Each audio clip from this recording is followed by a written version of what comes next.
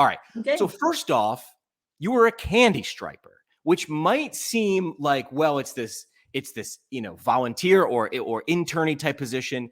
But I bet you what I know about candy strippers is they go so many different places and you get to see so many different things in a healthcare facility. So I wanted to know, what superpowers did you get out of being a candy striper? So I was young. I was like 10, 12. I went with my Nana. And she was the volunteer, and then she brought me along. And I would say, one of my memories, because that was a long time ago. Yeah. A lot of it was in the cafeteria. We'd go to, I thought eating in a cafeteria was awesome, but the way she interacted with people. And so I just came out with this, like, two pieces. One, just, I loved the environment. Yeah. In the hospital, taking care of people. And then two, all the people we would talk to in the cafeteria, she knew everyone. She's been doing this for a lot longer than I had. They were so, I don't know. I don't think they were just genuinely liked what they were doing. Yeah. And that like really connected with me. And they were all different. It could have been the priest. It could have been the surgeon. It could have been the pediatrician. It could have been any of the nurses, any of those folks. Right.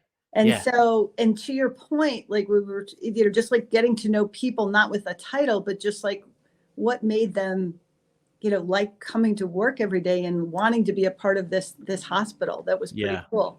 So it was so intangible for me. Like, I don't even know what it was, but there was this feeling. There was like, I like it here. This is what I want to do. Well, what I hear you saying is you were looking at because the cafeteria was not where the nurse belongs or where the doctor belonged or where the priest belonged. You were focusing on the person and what they brought to the situation or the conversation. So it was almost like that. It was like that common ground. It was the cafeteria where they were being they were being themselves. Yeah.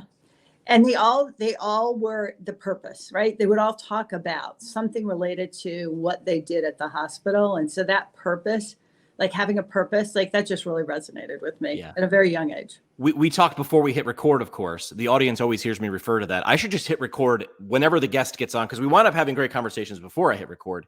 And we, a lot of times people say, well, how can I be the best guest, or, how, give me some angle on how we can make this go right. And I always say, my job as a host is to make the guest feel comfortable enough that they forget we're being recorded. I don't want you to perform, right? And it almost feels like the cafeteria in this situation is that place. They were being, I don't know, maybe their true selves, because that wasn't where they were, I'm using air quotes on a podcast. It wasn't where they were on stage. It was, they were being.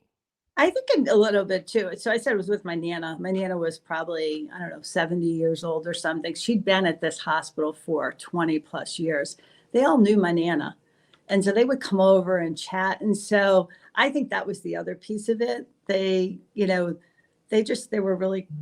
up to her. They were really comfortable with her. And so I got to learn through watching my Nana interact with these folks. And you're 100% right. She wasn't a patient. She was there serving the same purpose they were, just in a different way.